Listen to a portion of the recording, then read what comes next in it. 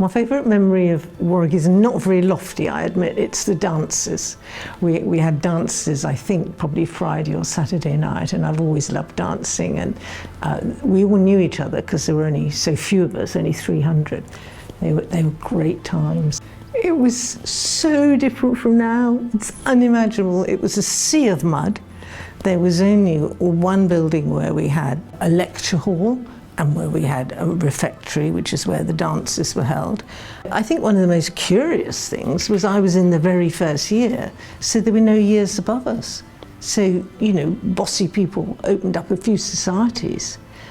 But when I saw my own children going to established universities, I realised I'd had a very different experience. We were always the oldest.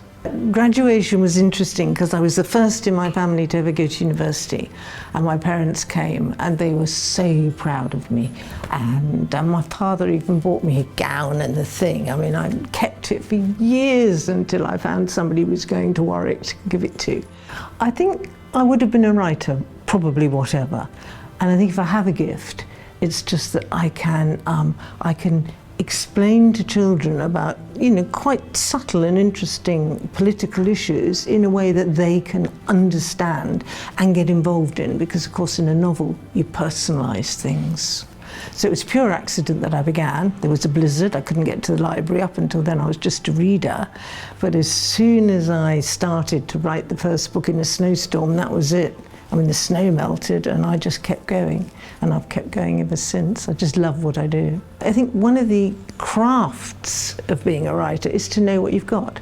Is it just a joke in another book, or is it actually something you could build a whole thing for 9-year-olds about? And so the skill is knowing whether it's an acorn or an oak, basically. I don't think I choose these difficult topics, but I'm well aware that children are out there in the world with us. They're not, you know, kept in a cupboard like China on the shelf, as Marina Warner once said. I mean, they're out there, so they need the world interpreting to them. And I think that's what children's writers, good ones, do. They show the world to the child in a way that the child can understand and maybe find a way to go through these problems. I've won the Carnegie Medals twice, and I could never, ever have done what I'd done without the public library system, because my parents had no money with 5 children to pay for books. So without the library system, I could not have ever done what I've done. The basic advice for writers is get your bum on a seat. Ignore your temperament, treat it like a technical difficulty, like noisy neighbours or a clergyman's doubts. Just press on in spite of it. And to women, I'd give an extra bit of advice, which is it's very difficult for some women to write honestly.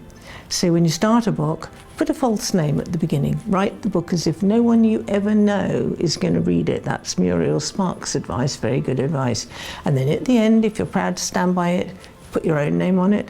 And if you think, oh God, this is going to freak out my mother, my father, absolutely everybody, put a false name on it and start from there.